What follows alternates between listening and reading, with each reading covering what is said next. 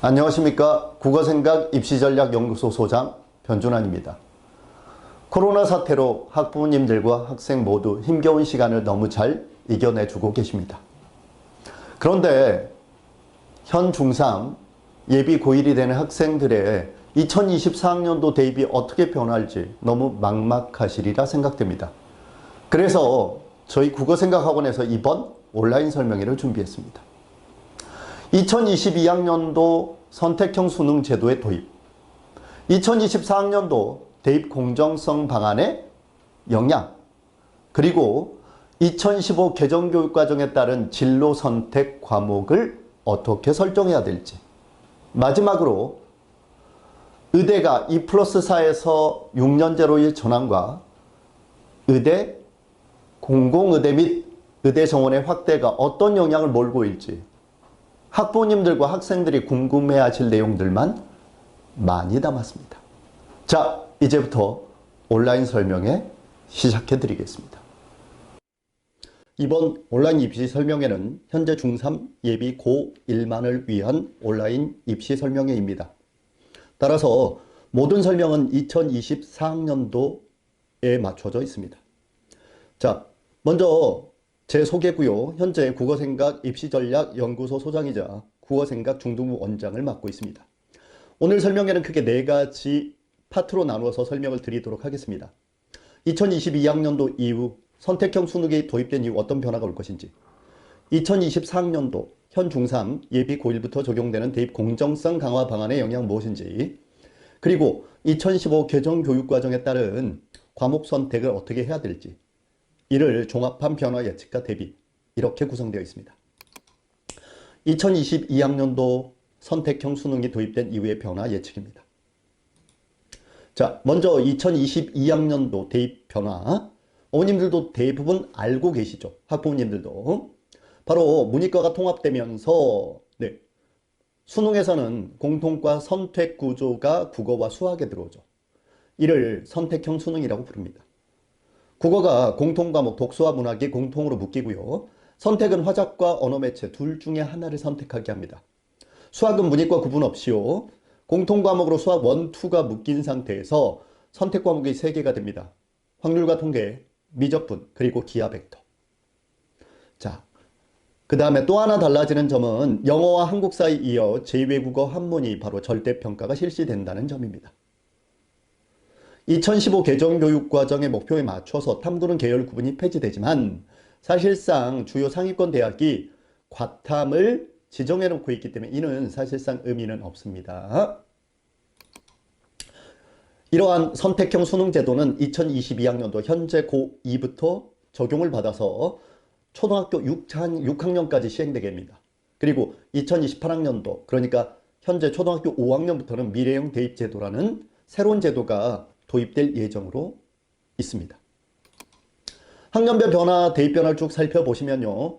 오늘 대입 설명회, 온라인 대입 설명회는 무조건 현재 중3 예비 고1에 초점을 맞췄기 때문에 여기를 중심으로 살펴보도록 하겠습니다. 현재 고3이고요. 그 다음에 선택형 수능이 도입되는 고2입니다. 그리고 중3이죠. 자, 학생 수가 중3으로 올수록 점점 늘었다가 45만 명 수준으로 줄었다가 41만 9,506명으로 모든 연도에서 가장 줄어드는 해입니다. 따라서 주요 10개 대학의 입학 정원 대비 입학 비율, 즉 합격 비율이 8.5%까지 높아지게 되죠. 상대적으로 현재 중3은 가장 대학을 가기 쉬워지는 학년이 되겠습니다. 2020학년부터 2022학년도 수능 과목 변화 중에서 2022학년도는 선택형 수능이라고 그랬죠. 자, 선택형 수능은 아까 말씀드렸듯이 개정교육과정 하에서 국어를 공통과 선택으로, 수학도 역시 가와 나형이 아닌 공통과 선택, 탐구는 계열이 미구분 상태에서 17개 중에 2과목을 선택하게 합니다. 그러나 사실상 의미는 없다고 그랬죠. 수능 전형의 비율이 30% 이상 늘려야 되는데 실질적으로는 40%까지 확대되게 됩니다. 수능 절대평가가 영어, 한국사에 이어 제2외국어 한문이 들어오고요. EBS 연계율은 50% 수준으로 떨어지게 됩니다. 이는 난이도의 상승을 가져오겠죠. 학생부 기재사항이 모두 대입에 반영되게 되고요. 자기소개서는 간소화됐다가 2024학년도에 폐지되게 됩니다. 교사 추천서 적성고사는 당장 2022학년도 이후부터 다 폐지됩니다. 먼저 국어는 공통과 선택으로 바뀌는데 공통은 독서와 문화, 선택은 화법과 작문, 언어, 매체 둘 중에 하나죠. 학부모님들이 가장 궁금해하시는 건 이 중에 무엇을 선택해야 하는지입니다. 그러나 사실상 표준 점수를 적용하기 때문에 의미는 크게 없습니다. 더 중요한 점은 공통 과목의 실력을 튼실히 하는 거죠. 화법과 작문은 약 25% 수준에서 출제되기 때문에 합격을 좌우하는 데 영향을 미치는 게 아닙니다. 따라서 독서와 문학의 공통 과목을 튼실히 한 뒤에 화법과 작문 그리고 언어와 매체는 자신에 맞는 분야를 선택하시면 됩니다. 수학과 같은 경우에는 수학 1, 2가 공통이고요. 선택에서 확통, 미적, 기하 셋 중에 하나를 선택하게 되는데 대부분 자연계열의 학생들은 기하보다는 현재 미적을 선호하고 있고요. 인문계열 학생들은 대다수가 확통을 선택하고 있습니다. 그러나 아마도 2024학년도가 되면 현재 미적을 선택하는 학생들은 조금 줄어들고 기하 선택 비율이 늘어날 겁니다. 지금은 기하가 어렵다고 생각해서 기하를 선택하지 않지만 2015 개정교육과정에서 사실상 기하는 출제 범위가 많이 줄었습니다. 어려운 부분이 많이 빠졌고요. 따라서 오히려 미적보다는 기하가 점수를 얻기 쉬워질 수도 있습니다. 수학 같은 경우에는 이공계열에서 대부분 기하, 미적 중에 하나를 선택하도록 지정해 놓고 있습니다. 이렇게 수능 과목을 수학에서 지정해 놓고 있는 대학이 무려 56개구입니다. 과탐 역시 지정하고 있는 대학이 62개구입니다. 따라서 이런 가천대부터 시작해서 홍익대까지 자연계열을 지원하는 학생들은 사탐을 지정할 경우 아예 지원이 불가능합니다. 즉 원래 목표와 다르게 문이과 통합은 수능에서 의미가 없게 됩니다. 자, 그리고 수능에서 제2외국어 한문이 절대평가로 들어오죠. 지금까지는 상대평가가 있기 때문에 학생들이 아랍어를 선택해서 마구 찍어놓고 20점 맞으면 혹시 내신 3등급이나 2등급을 기대할 수 있었습니다. 그러나 이제는 제2외국어 한문이 절대평가로 변환됐기 때문에 50점에서 45점이 1등급, 44점에서 40점이 2등급이기 때문에 이 정도의 점수를 받기 위해서 아랍어를 선택하는 건 의미가 없습니다. 이제 2022학년도 이후, 특히 2024학년도에서는 아마 제2외국어 선택자 비율은 더 많이 줄어들 것이고 실질적으로도 제2외국어로 아랍어를 선택하는 학생들은 없어질 것으로 예상됩니다. 중요한 건 수능 EBS 연계율이 축소된다는 점입니다. 2022학년도 이후부터 50% 이하로 간접 연계가 확대되는데요. 간접 연계라는 건 EBS 지문과 주제, 요지가 유사한 지문을 다른 책에서 발췌할 수 있다는 겁니다. 이는 학생들이 사실상 체감 난이도가 왕창 높아지는 결과를 가져올 수 있겠죠. 따라서 학생들은 지금보다 훨씬 더 많은 다양한 교재를 가지고 다양한 제시문을 접하는 것이 중요합니다. 자, 지금까지 살펴본 대입제도 개편 방안의 주요 내용을 정리하면 다음과 같습니다. 수능 체제가 개편돼서 선택형 수능이 도입되고 제2외국어 한문이 절대평가로 전환됩니다. EBS 연계율은 50%로 떨어지고요. 자, 대입 제공 수상 경력은 한결 제한된다고 했지만 2024학년도 이후에는 대입이 반영되지 않습니다. 자율 동아리 개수 역시 반영되지 않으니 신경 쓰지 않으셔도 됩니다.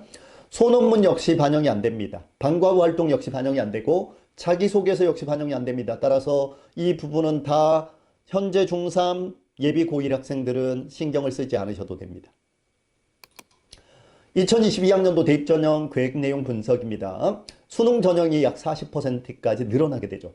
그렇다면 상대적으로 학생부 종합이나 논술 전형, 특기자를 줄여서 수능 전형 비율을 늘려야겠죠. 주요 대학 자연계에서는 수능 반영 시 대부분 확률과 통계 이외에 미적과 기하를 반영하고 과탐을 지정해 놓고 있습니다.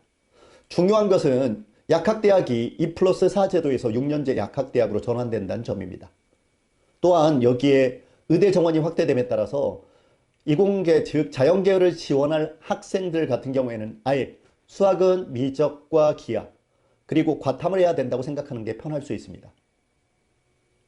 수도권 16개 대학에서 교과 전형이 신설됩니다. 학종 인원을 줄였기 때문에 나타난 현상이기도 하고요.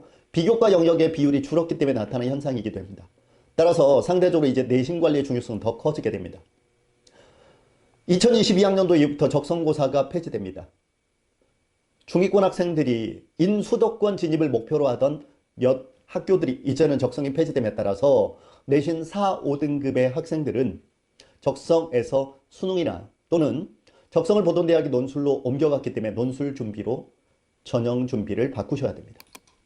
자, 2022학년도 이후 주요 대입 변화를 쭉 살펴보시면 말씀드렸던 내용 이외에 중요한 내용이 하나 더 있습니다. 서울대 정시 모집군이 가군에서 나군으로 이동한다는 것이죠.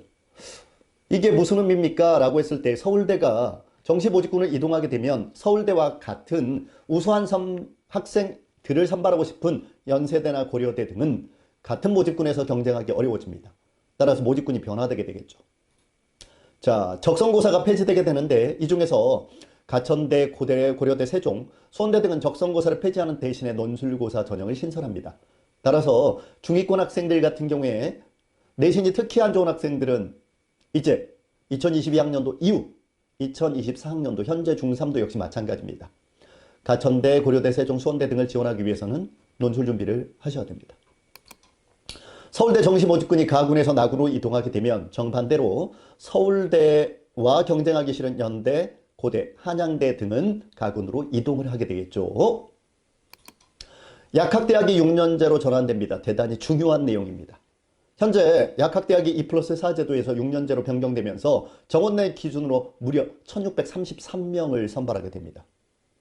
이렇게 된다면 자연계열 상위권 학생들이 공과대학보다는 약학대학에 지원할 가능성이 높아집니다. 현재 의치, 한수, 그러니까 의대, 치대, 한의대, 수의대 이런 순서로 학생들, 자연계열 학생들이 많이 지원했었는데 그리고 약학대학은 2+4 제도였기 때문에 대부분이 화공생명, 생명과학, 화학과를 지원한 뒤에 다시 피트 시험을 봤었죠. 그런데 이제는 약학대학이 다시 부활하기 때문에 이런 학생들이 최상위권 학생들이 의치, 한수 일부에서 약학대학으로 올 수 있습니다. 물론 의대에 미치는 영향력은 제한적이겠죠. 그러나 한의나 수의과를 지원하는 사람들이 특히 최상위권 여학생의 경우 약학대학 선호도가 매우 높게 나타날 가능성이 높기 때문에 최상위권 자연계열에선 연쇄적인 이동이 예상됩니다. 장점은 상대적으로 자연계열이나 공과대학 지원을 원하는 학생들은 대학을 가기가 조금 더 쉬워진다는 점입니다. 자, 의대 정원이 2022학년도부터 400명씩 10년간 4,000명을 늘릴 계획을 정부가 삼았는데요. 이 업에서 이 부분을 강력히 반대하고 있습니다. 따라서 실현 가능성은 현재 높지 않습니다. 다만 서남대 의대가 폐진되면서 그 의대 정원 약 40명 정도와 일부 의대 정원을 늘리면서 공공의대를 설립하려는 계획을 추진하고 있습니다. 따라서 어쨌든 의대 정원은 현재보다 일부 늘어날 가능성은 있습니다. 자, 이제 두 번째 2024학년도 대입 공정성 강화 방안이 현재 중3 예비 고1에 미치는 영향력을 설명해 드리겠습니다.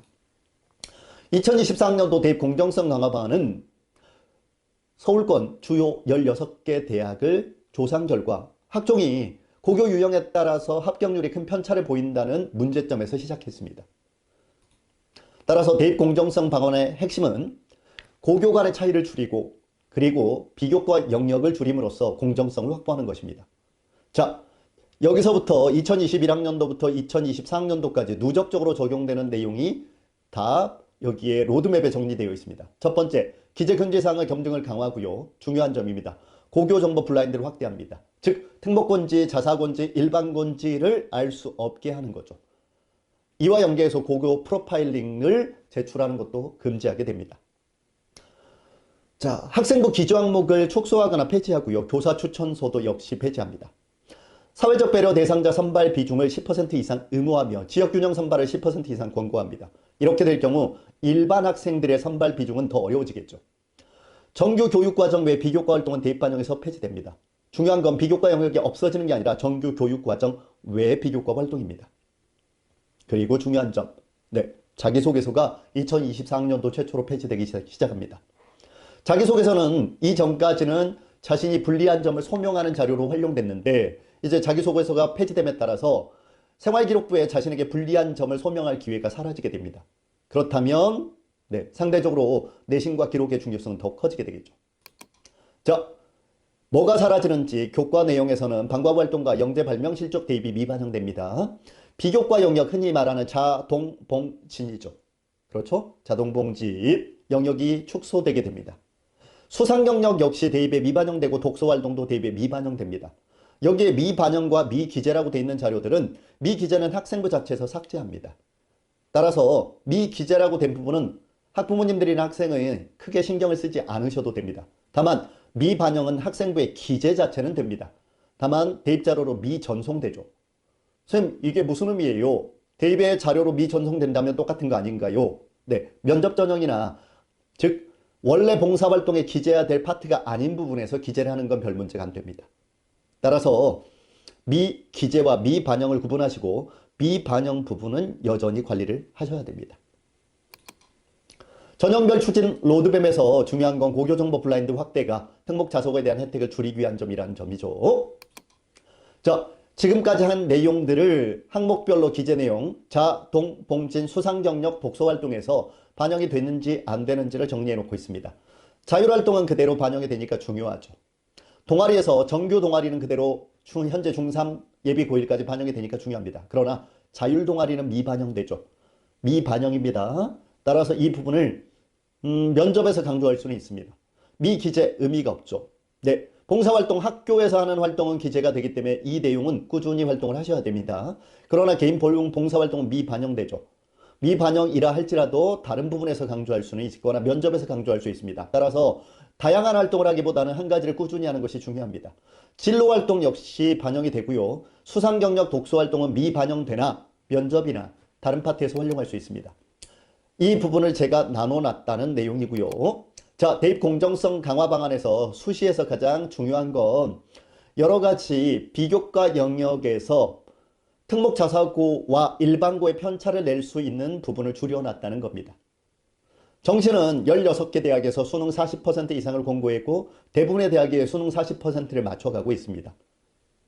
따라서 비교과 영역이 현재보단 제한적이 될 것이고요. 수능의 영향력이 커짐에 따라서 수시에서 상대적으로 지금까지 유리했던 특목 자사고 학생들은 정시를, 그리고 지금까지 수시에서 불리했던 일반고 학생들이 수시에서 조금 더 유리해지게 됐습니다. 대입 공정성 방안의 핵심 중에 하나는 자동 봉진의 영향력이 줄어듦에 따라서 교과 발달 사항이나 행동 특성 및 종합 의견 이 두 항목의 중요성이 커졌다는 점입니다. 어머님들, 학생들 기억하셔야 됩니다.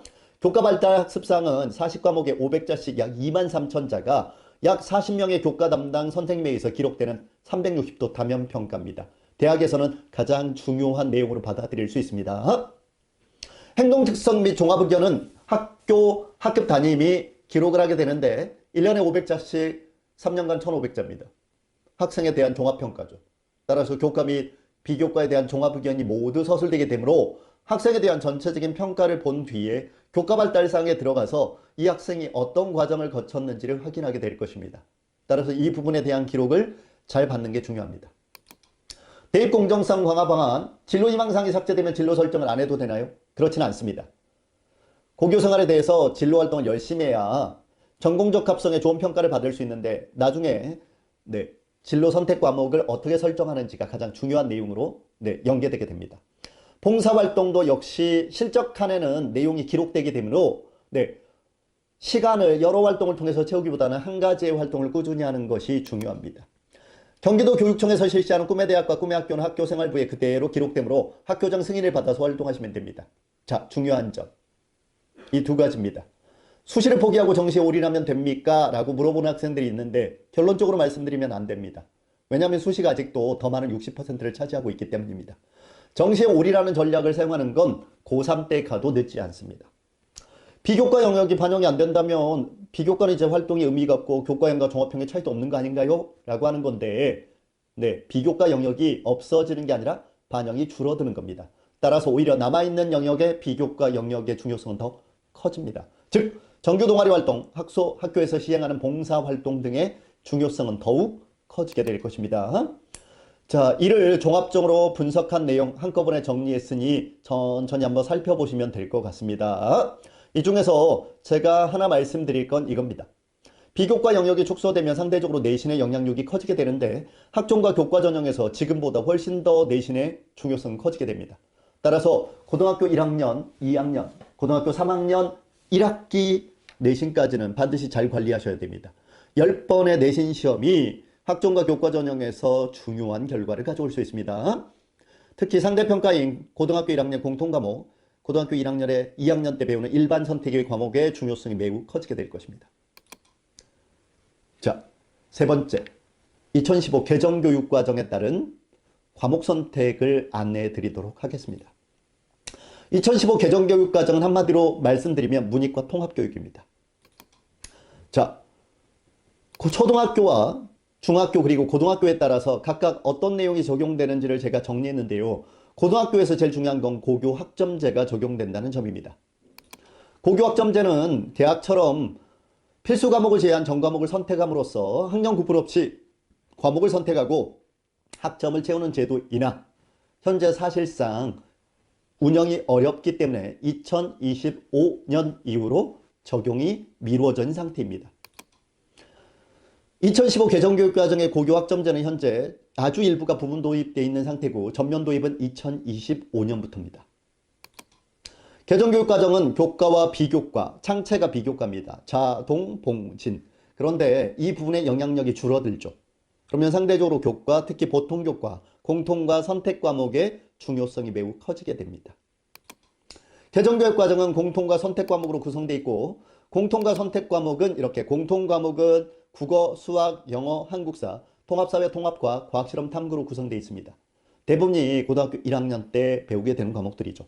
고등학교 2, 3학년 때는 일반 선택과 진로 선택의 심화 과정을 이수하게 되는데 계열 구분 없이 선택은 가능하며 진로 선택 과목은 반드시 3과목 이상을 이수하셔야 됩니다.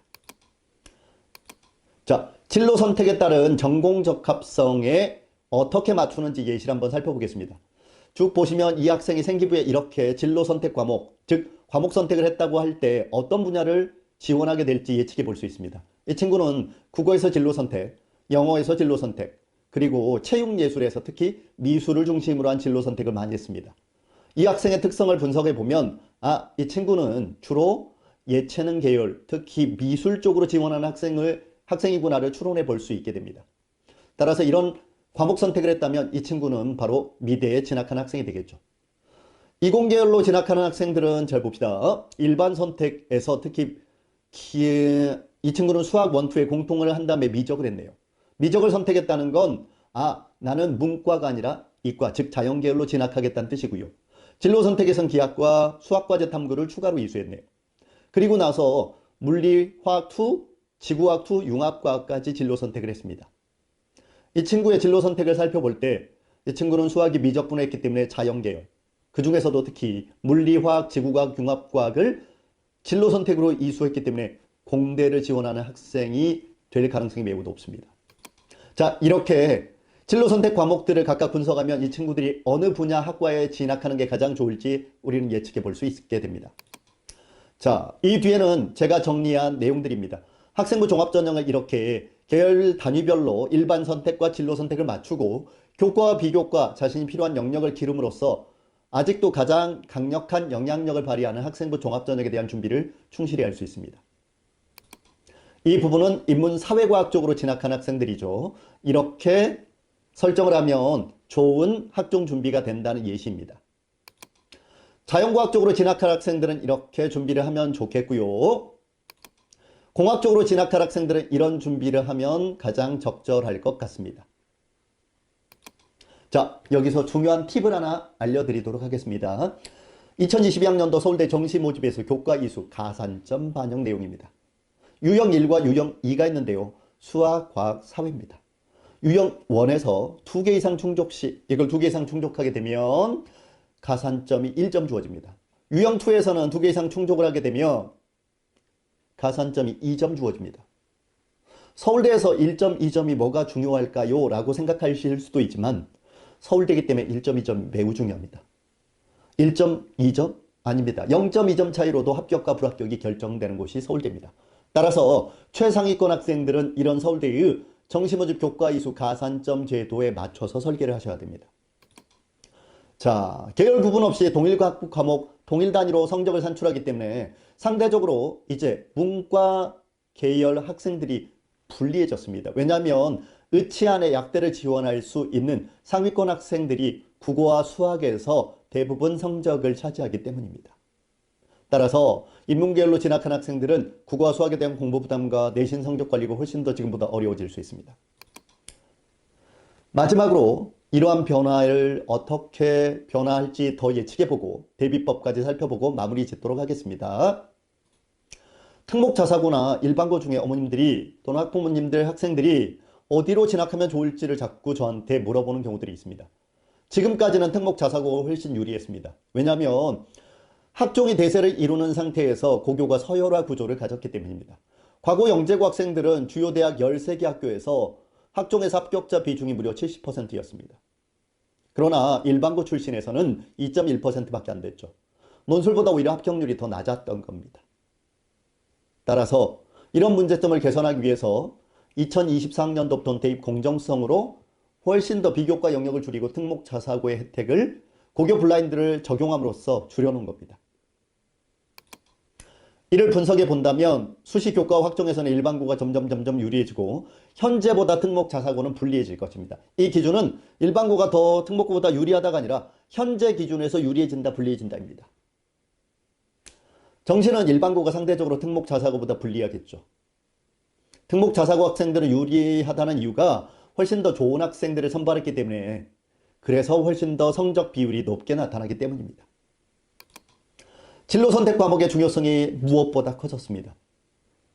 아까 제가 말씀드렸듯이 자기가 전공하고 싶은 분야를 빠르게 선택해서 그에 관한 진로 선택을 한 뒤에 전공 선택 과목들을 빨리빨리 결정하는 것이 무엇보다 중요합니다. 진로 선택 과목이 늦을수록 자신의 지원 전공과 점점 상관없는 과목들이 이수하게 됩니다. 이렇게 된다면 수시에서 학종은 거의 포기할 수밖에 없게 되겠죠. 수능 영향력은 지금보다 훨씬 커지게 됩니다. 주요 대학은 거의 40% 수준으로 정시 인원이 늘어났고요. 이원 인원을 포함하면 최대 50%가 될 수 있습니다. 따라서 이제는 수시가 50, 정시가 50인 상태에서 이원화된 대학 입시를 준비할 수밖에 없습니다. 학교 내에서는 학종 준비를 비롯한 다양한 활동과 내신 관리를 통해서 수시 준비를, 그리고 수능은 EBS 연계율이 떨어짐에 따라서 학교에서 준비하는 것만으로는 충분하지 못합니다. 따라서 지금보다 훨씬 더 많은 공부를 학원이나 또는 EBS 다양한 부분을 활용해서 보충하셔야 됩니다.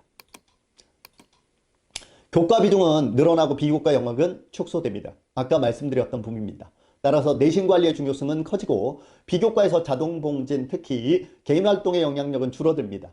다만 남아있는 교과 발달 사항과 행동 특성 및 종합의견의 기록 내용은 그 중요성이 현재보다 2배 이상 증가하니 이 부분에 대한 기록을 세심하게 관리하는 것이 필요합니다.